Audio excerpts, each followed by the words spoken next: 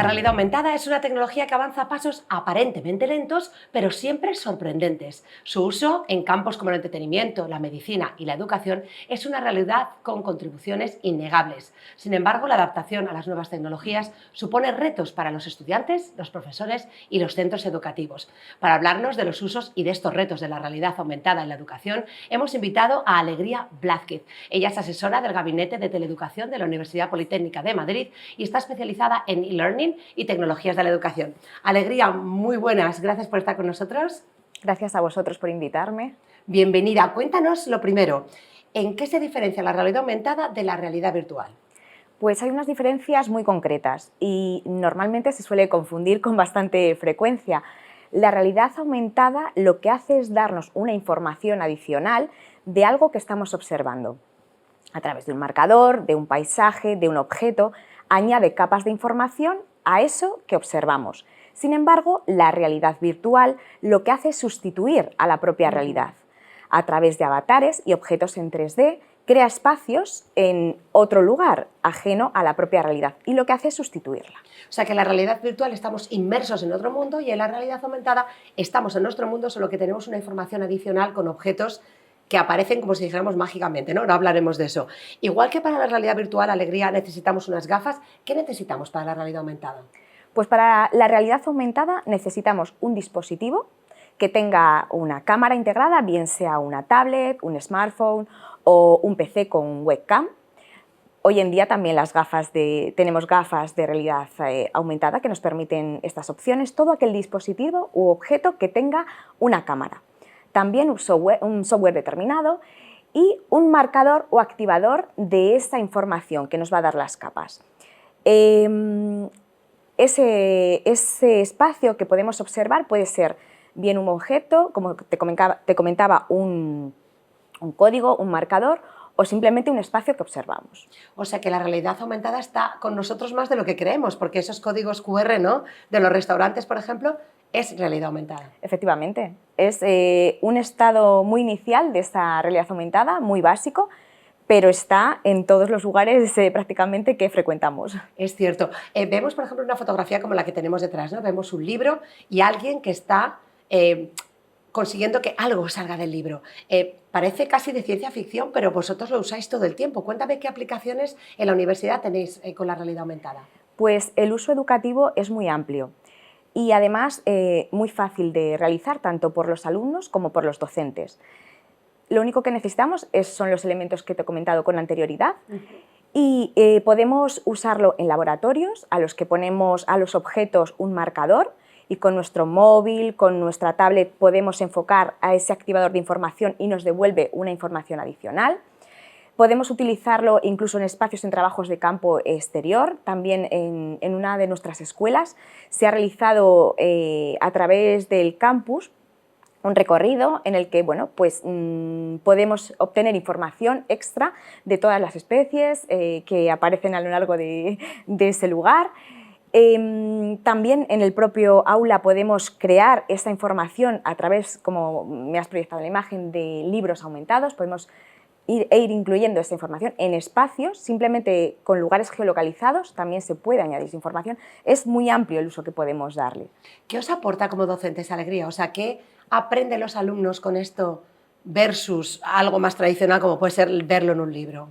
Pues realmente, aparte de la materia, que es muy amplia en función de la titulación que se estudie, se emplean y el alumno desarrolla otras destrezas como el uso de la tecnología. Además, como tiene que crear desde cero, utilizar esos dispositivos, aprender a manejar el software e incluso buscar toda esa información, hace que esté mucho más motivado, porque todo el proceso de aprendizaje hace que sea una parte activa desde el primer momento de esa realización. Así es que tiene un gran aporte adicional, no solo en motivación, sino en otros aprendizajes transversales. A la hora de formar los docentes, ¿qué formación necesitan para poder usar esta tecnología y aplicarla a las clases? Pues muy poco. Solamente, como en otros casos, hay que ponerse a ello y el ponerse a ello implica una dedicación de tiempo bastante corta para el resultado tan importante que se obtiene, porque la realización de códigos QR lleva unos minutos, hay plataformas, espacios web gratuitos en el que simplemente metemos un enlace, una imagen, damos un clic y nos devuelve el código, y con ese código podemos utilizarlo, como te he comentado, en todos estos usos que te he dicho con anterioridad, en laboratorios, en el aula y demás espacios educativos. Un software que podemos comprar o no, porque hay muchos gratuitos que nos devuelve esa información de capas y a las que le añadimos nosotros esa propia información. Con información me refiero que podemos añadir capas de imágenes a lo que estamos observando, textos, vídeos, audios, en diferentes formatos se puede añadir información que nos devuelve a través de la pantalla. Por lo tanto, un dispositivo que puede tener incluso ya el alumno, porque todos tenemos un dispositivo móvil, un software que puede ser gratuito, por lo tanto, cero coste, y la búsqueda y la incorporación de información forma parte de la vida académica que podemos tener los docentes y, por supuesto, el estudiante. Por lo tanto, muy, muy sencillo. Muy sencillo, mucho más sencillo, ¿no?, de lo que parecía. Total. En España, Alegría, ¿en qué momento estamos con el uso de tecnologías comparado con otros países que también la estén usando? Pues mira, he consultado los datos hace poquito a través de la web de estadística, que da un número hace unas estadísticas muy buenas en general de todos los temas tecnológicos. Y es curioso porque me ha llamado la atención que en países, que puede parecer que esta tecnología podía estar en desuso, no estaban todavía inmersos en este manejo, casualmente Perú, sudeste asiático, incluso Sudáfrica, el porcentaje de uso de realidad aumentada es superior al 60%. Y en Europa, sin embargo, es inferior a este 60%. En España, concretamente, un 43% de uso. ¿Por qué? Esto hizo que me picara la curiosidad, claro, sí. y ver por qué estaba ocurriendo. Y claro, tiene una explicación, la verdad es que cuando la encontré muy lógica. Y es que lo que quieren han buscado un sector en el que la tecnología emergente como tal no estaba teniendo un avance esperado y han decidido ocupar este nicho para ponerse por delante de otros países, otras regiones. Por lo tanto, estamos en ese margen, que no está mal, pero en comparación, quería, ya que me lo has preguntado, dar este dato curioso que probablemente pudiera parecer al revés, sobre todo por el acceso a la tecnología, claro, a programas. Sí, llama la atención las cifras que has contado. Sí. Y estamos hablando mucho del uso educativo, ¿no? Pero hay un uso de entretenimiento donde sí se usa mucho. Y todos, si pensamos en realidad aumentada, nos viene a la cabeza Pokémon Go, ¿no? Este juego que, volvió locas a las personas en muchos casos. Tú, como especialista en esta tecnología, ¿crees que os hizo bien o os hizo mal este juego? Pues yo creo que bien, porque hizo que las palabras realidad aumentada pues subiera la palestra. La gente lo conocía, o sea, las abuelas, los abuelos ya sabían lo que era. Más que a lo mejor con una connotación un poco negativa, ¿no? Alegría. Bueno, simplemente cuestión de ocio. Sí. Pero como toda moda, pues bueno. Viene y se va. Efectivamente. Pero realmente yo creo que todo lo que sea difusión, y bueno, es un espacio de ocio, tampoco es algo negativo en sí. Pero ya solamente el hecho de ver cómo funciona hace que se extrapole a otros campos. Y sobre todo en el ámbito educativo, también puede ser incluso al revés. Hace un efecto llamada a nuestros estudiantes para simplemente con decir las palabras Pokémon Go saben de lo que estamos hablando. Ya saben, sí. Por lo tanto, yo creo que incluso no solo negativo, sino a favor, porque a mencionar el famoso videojuego, todo el mundo con una leve explicación sabía de lo que estábamos hablando. Vamos a hacer un breve recuerdo a la audiencia por si no se acuerdan, pero vamos, Pokémon Go era ese juego en el que en el mundo real aparecían muñequitos de Pokémon y tú tenías que ir a atrparlos. El problema fue que la gente se metía tanto en el juego que a veces había un abismo entre medias y hubo accidentes muy desafortunados, ¿no?, con este juego. Pero dio, como tú bien dices, visibilidad a una tecnología que permite mucho campo, ¿no? Eso es, de hecho, Google Maps lo tiene y nos puede pasar exactamente lo mismo que con Pokémon Go, porque vamos por la calle, nos indica, hay una opción que nos permite ver por la calle, superponer la capa en la que vemos hacia dónde vamos y nos nos aparecen los edificios en 3 dimensiones y como no vayamos un poco atentos, pues el resultado puede ser el mismo. Puede ser el mismo. Alegría, ¿cuáles son los retos? Yo lo decía en el principio de la presentación. Si hay retos, cuéntanos cuáles son y cómo hay que superarlos. Bueno, pues realmente ahora hay una invitada que está no solo en las universidades, creo que en todos los aspectos también de la vida, como la realidad aumentada y la realidad virtual, y es la inteligencia artificial.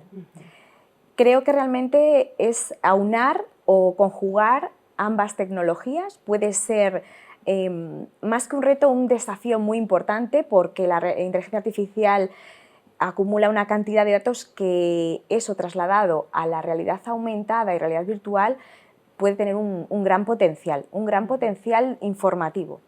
Si ahora añadimos capas de información quizá más sencillas, hace que con toda esta cantidad de datos nos enlace con informaciones complejas, incluso llegar a hacer cálculos que a día de hoy todavía no es posible. O sea que yo creo que van por ahí un poco enfocados los estudios, las investigaciones. Creo que ese es ahora mismo el reto o el desafío que tenemos pendiente. Hay un desafío que puede ser también acercar esta tecnología más a la gente, o sea, que la gente la conozca más y la interiorice más, ¿puede ser? Pues mira, quizá yo creo que lo que ocurre es que la utilizamos de manera diaria y no somos conscientes. Decías de Pokémon GO que había realidad aumentada, Pokémon GO, ¿no? Lo había acercado esta terminología pues, al uso cotidiano por el videojuego. Creo que ya se ha ido desligando un poco porque las modas van pasando y la utilizamos porque tenemos en todas las paradas de autobuses, no sé si la gente se ha dado cuenta o se ha fijado, pero hay en todas las paradas de autobuses de Madrid y en otras ciudades españolas, en Nueva York en el metro y bueno, en Murcia incluso está este sistema implantado en museos. Bueno, hay en muchos sitios que aparecen marcadores de colores, con formas geométricas de colores. Es similar a un código QR, es similar a un código de barras. Esto lo podemos usar todos, incluso... ¿Qué hacemos con eso, Alegría? Perdona que te corte. Sí. ¿Le tomamos una foto como hacemos con un código QR, con el teléfono? Con una aplicación que nos instalamos en nuestro móvil, ¿Vale? Como os comentaba, un software determinado. Cuando leemos los QR, tenemos que leerlo con un software que tenemos instalado en nuestro dispositivo. Sí. Pues esto es lo mismo, pero con una aplicación concreta. Que aparece en las paradas de autobuses y demás. No voy a decir el nombre por no hacer quizá publicidad, pero es, vamos, la podéis encontrar en cualquier sitio. ¿Y qué ocurre? Que incluso a una distancia de muchos metros podemos enfocar, abrimos la aplicación, enfocamos ese marcador y nos dice exactamente dónde estamos, qué tenemos alrededor. Esto se ha creado por temas de accesibilidad, que es muy importante para personas con, bueno, pues que tienen dificultades visuales, que no tienen, pues, que incluso, bueno, que nos pasa incluso a todos. No tenemos que tener una deficiencia visual muy elevada, porque, bueno, pues la presbicia y la miopía ahí está en casi todos. Y ha ayudado enormemente a poder andar por las ciudades, a manejarse por las ciudades, nos da las indicaciones de manera audible. Por lo tanto, como te comento, diariamente nos encontramos con esta tecnología en cualquier sitio, en temas de accesibilidad, de transporte, en los restaurantes, en temas de ocio, no solo en videojuegos. Hay muchísimas aplicaciones que simplemente con descargarnos de nuevo la aplicación correspondiente a una guía de viajes de una ciudad, enfocando al espacio, simplemente abriendo y enfocando con la cámara al espacio, nos aparecen marcadores de restaurantes, de hoteles, centros turísticos en donde podemos obtener información, nos devuelve toda esa información. Recientemente he estado visitando un museo en Madrid, que es el Museo de la Historia de Madrid, y curiosamente había un cuadro en el que te pedían que te descargases una aplicación y después escanearas el código junto al cuadro, y el cuadro era un incendio como en un alcázar que desapareció, luego se colocó ahí el Palacio Real, ¿no? El actual Palacio Real. Entonces, lo que te hacía es que te recreaba cómo había pasado ese incendio, había datos que eran muy curiosos escucharlos y sobre todo era ver cómo había desaparecido el edificio. Me pareció, Alegría, primero para fijar los datos, muy importante, y me imagino que eso también es algo que para la educación usáis mucho, ¿no? Porque es más fácil cuando tienes algo delante de ti que puedes recrear algo, que memorices, ¿no?, los datos. Efectivamente, en los museos es muy frecuente encontrar también la realidad aumentada. Como bien dices, normalmente tenemos que descargarnos la aplicación que nos facilita el museo, enfocar de nuevo con ese dispositivo el marcador adecuado y nos devuelve información. No sé en el caso que me comentas si fue audible o a través de un vídeo o una imagen. Veía un vídeo, o sea, podía ver el vídeo y también se escuchaba todo lo que... Y un narrador te iba contando cómo había sucedido el incendio y había como una evolución en el edificio de ver cómo se lo consumían las llamas. Entonces, no es lo mismo, evidentemente, que leer un cartel y ver un cuadro estático que ver algo que recrea un momento histórico de una ciudad, ¿no? Pues eso precisamente es lo que podemos hacer en las aulas. En el ejemplo que te ponía antes de un laboratorio, eso lo hemos hecho de la siguiente manera. Hay aplicaciones genéricas que permiten añadir la información que nosotros queramos. Por lo tanto, imagina un laboratorio en el que hay diferentes elementos. Indicamos a los alumnos que pongan un marcador. Un marcador, si es una aplicación concreta, tiene que ser el marcador que nos facilite esa aplicación y si no, un QR. Y después nosotros, a través de esa web, añadimos la información. Bien, podemos hacer un vídeo en un estudio o los alumnos se graban contando esta probeta es para... Bueno, explican toda la práctica y después ese enlace a ese vídeo o ese archivo o un texto, como te comentaba, o imágenes con información adicional o un audio, como era este caso, se incluye en esa aplicación y cuando el resto de usuarios quieren verlo, simplemente enfocan y aparecería el vídeo del alumno explicando qué significa ese elemento o para qué sirve. Exactamente lo mismo que en los museos, pero imagina qué enriquecedor toda esa práctica desde la creación del guión para hacer ese vídeo, también de nuevo otras destrezas se desarrollan porque tienen que hacer entrevistas, dotes de comunicación, de edición de vídeo, de grabación, manejar aplicaciones de realidad aumentada para incorporar la capa y después crear el marcador y ponerlo. Las posibilidades son muchísimas. ¿Qué, por ejemplo, qué tanto puede aportar a que haya un entorno educativo más inclusivo, por ejemplo, este tipo de tecnología?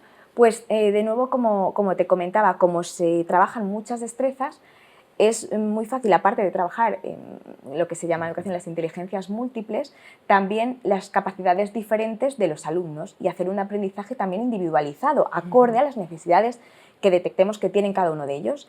Y si tenemos alumnos, estudiantes, que, pues, como tú bien comentas, que detectamos que tienen unas capacidades distintas, podemos adaptar el tipo de recursos y manejarlos de una manera adecuada. Como comentamos, quizá hay un alumno que no puede ver un vídeo, pero sí puede escuchar la información. Por lo tanto, ¿qué hacemos? Pues crear un archivo de audio. Podemos, y en otros casos al revés, en función de esas necesidades es adaptable totalmente este tipo de tecnología. ¿Hacia dónde avanza esta tecnología, Alegría? ¿Cuál es el futuro de la tecnología de la realidad aumentada? Pues en educación o a nivel global... Podemos hablar un poco de todo, pero en educación, que es el campo donde tú eres una experta, ¿hacia dónde lo ves avanzando? Pues sobre todo hacia modelos en 3D, porque además de toda esta información también se incorporan modelos en 3D. Es más, cada vez hay más bancos de imágenes que te proporcionan de manera gratuita modelos en 3 dimensiones, pero ya requiere una habilidad especial, que es el manejo, son los modeladores los que hacen esta labor, y requiere el manejo de programas quizá más complejos, por ejemplo en arquitectura. Nosotros que somos yo trabajo en la Universidad Politécnica de Madrid y somos una universidad especialmente con titulaciones de ingeniería. Para arquitectura, por ejemplo, pues tiene una aplicación también inmensa y podemos enfocar un edificio y ver cómo está hecho por dentro, modelos, sí. Pero ya requiere otro tipo de destrezas. Creo que el reto es también ir ampliando estas capas de información, que no sean solo tan sencillas como imágenes o un texto corto, sino modelos complejos en 3D y, de nuevo, como te decía anteriormente, si tenemos un gran banco de datos que obtiene con el famoso ChatGPT, lo digo porque es el más conocido, pero bueno, de otro tipo de, de inteligencia artificial, pues creo que ahí tenemos un filón importante que yo creo que va enfocado a ese camino, a ir un poco más allá, a informaciones más complejas. Tú publicaste, Alegría, un estudio muy completo, ¿no?, en la universidad. Cuéntanos un poquito más sobre él, qué descubriste y qué publicaste. Pues sobre todo en aquel momento estaba estaba empezando a desarrollarse, iba la tecnología, sobre todo se enfocaron los recursos a los dispositivos. A los dispositivos, yo he comentado los más sencillos, que son los smartphones, las tablets, un PC, pero en ese momento estaban a través de las gafas de realidad aumentada, era un boom.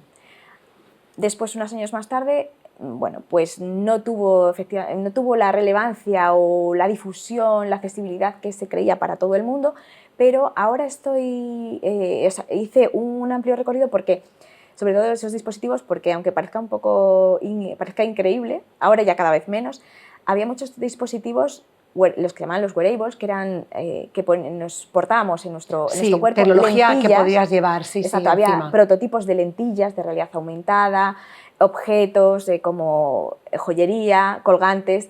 Yo tenía un anillo también que proporcionaba este tipo de tecnología y todo eso lo plasmé porque en ese momento era lo que tenía más auge en ese momento. También había muchas web, muchas empresas que estaban creando mucho software de este tipo de tecnología. Y luego también el grueso, sobre todo, era la aplicación en educación, que en aquel momento era muy revolucionario y estaba Pokémon Go en todos los lados. A día de hoy se está intentando relanzar otra vez el tema de los dispositivos para obtener esta información, sobre todo porque de nuevo ha sido más accesible gracias a la inteligencia artificial, los costes se han abaratado, las empresas están invirtiendo mucho y habrá que observar de cerca pues, también incluso auriculares, gafas y auriculares es en lo que ahora mismo se está poniendo todos los esfuerzos de los mercados. Otro reto, me hablas antes de retos y en cuanto a la publicación que realicé, había una serie de aplicaciones muy buenas que daban muy buenos resultados a nivel genérico y se podían utilizar en educación. Desaparecieron. Bueno, pues por cuestiones de, supongo, pues no sé muy bien si no hubo la repercusión adecuada o bueno, pues a veces cambian las empresas. Y ahora de nuevo también estoy notando un repunte al respecto. De hecho, quiero hacer de nuevo otra publicación actualizando todos esos recursos, tanto de software como de hardware para estos temas. ¿Por qué crees, Alegría, que no cuajaron esos dispositivos? ¿Puede ser porque eran muy caros o no sé si en el fondo la sociedad se niega un poco a que tanta tecnología se meta en su vida y tienen un poco de miedo a que parezcamos casi robots, ¿no? Hablábamos antes, justo preparándonos para tu entrevista, los compañeros aquí en el canal, que casi vamos a evolucionar a los microchips instalados, ¿no? Y que a lo mejor hay un poco de miedo en la sociedad a dejar que cierta tecnología se meta mucho en nuestras vidas, ¿no? No sé si crees que puede ir por ahí o va más bien por una parte económica y de negocio y que no cuajo. Pues ambas cosas. Lo de los chips que dices, ya lo mencioné en la publicación, era a nivel experimental, una empresa que implantaba esos microchips a los trabajadores y no tenían que fichar ni nada por el estilo porque nada más entrar a la empresa se reconocía. A mí eso me da miedo, o sea, te escucho y me pone la piel de gallina. Bueno, Elon Musk hace nada ha anunciado que ha instalado un microchip, ha sido muy polémico. La comunidad científica además no le quiere dar crédito porque no ha presentado ningún estudio que lo avale, ¿no? Entonces hay muchísima polémica. Entonces no sé si por ahí estamos reticentes a caer en ese mundo que en las películas se ve muy bien, pero no sé si en el día a día nos gusta tanto, ¿no? No sé. Pues yo he leído mucho sobre esto, porque bueno, aparte de esta tecnología, en general todas las tecnologías educativas forman parte de mi campo de estudio y he llegado a ir en diferentes conferencias y ya coincide que hay mucho más estudiado y preparado en cuestión de dispositivos y de otro tipo de herramientas, pero que como creen que no estamos preparados todavía precisamente a lo que comentas, las van dosificando poquito a poco. No sé, soltaron ChatGPT hace un año y hay una revolución educativa, yo en el campo que me ocupa, pero a nivel global van a desaparecer muchos puestos de trabajo, bueno, hay una gran revolución respecto a este tema y creo que nos van dosificando.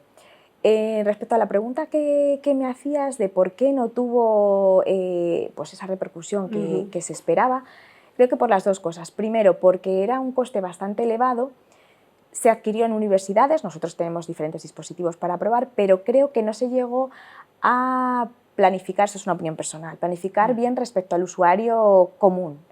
A lo mejor, perdona que te corte, a la gente le cuesta ver la practicidad. Bueno, me compro esto y ¿qué hago con ello? ¿No? A lo mejor es esa parte Y que no porque- entiendes muy bien la aplicación a la vida real, ¿no? Que Y puede porque tener. yo creo que eran todavía dispositivos muy Aparatosos, sí. aparatosos. Y bueno, voy a poner un ejemplo así un poco muy del día a día, pero también es que estos temas, nosotros tratamos muchos temas de redes sociales y demás. El hecho de que se use y se vea ese uso en influencers o en diferentes referentes de la sociedad, creo que también hace que bueno, pues nos lleve todos a querer adquirir ese A objeto. normalizarlos, ¿no? A verlos como más del día a día. Pero bueno, yo eso creo que ya es más el campo del marketing que de Sí. otro lugar. Pero al final yo creo que si se hace una buena campaña de marketing adecuada a bueno, pues a un tema, sobre todo el tema económico, y sobre todo se ve que eso que proporciona ese elemento o ese recurso no lo puede hacer otro extra como puede ser el que tenemos todos, que es el dispositivo móvil, pues puede ir encaminado a que sí se use. Pero sí que todavía somos un poco reticentes a llevar cosas incorporadas a nuestro cuerpo. Y bueno, de manera interna ya creo que todavía más complejo. Me quedo con, obviamente hablar con una experta como tú es siempre un placer de este tema y nos has arrojado muchísima luz y me quedo con ese dato de que ya hay tecnología y que desde luego están esperando para dárnosla para que la sepamos asimilar, ¿no? Pero que la tecnología creemos que no va avanzando y va a pasos agigantados, ¿no? Y poco a poco. Pues te invitamos a venir cuando quieras, a que nos cuentes más sobre las nuevas tecnologías. Ha sido un placer hablar contigo y muchas gracias por compartirnos todos tus conocimientos. Y también me quedo con que está mucho más cerca de nosotros y que hay que abrir los ojos en las ciudades porque la tenemos alrededor, nos puede ayudar en el día a día, ¿no? A conseguir información de una forma más no solo instantánea, sino mucho más divertida y amena y nos puede ayudar a tener una vida mejor. Pues muy bien, pues muchas gracias por invitarme y un placer. Cuando queráis, pues vuelvo a charlar un ratito con vosotros. Perfecto, aquí estás invitada cuando quieras. Gracias, Alegría. Gracias. Y vosotros estáis invitados a seguir en el canal. Como siempre habéis visto, tenemos información importante para que tengáis una vida mejor. No os lo perdáis, quedaros con Canal Vida.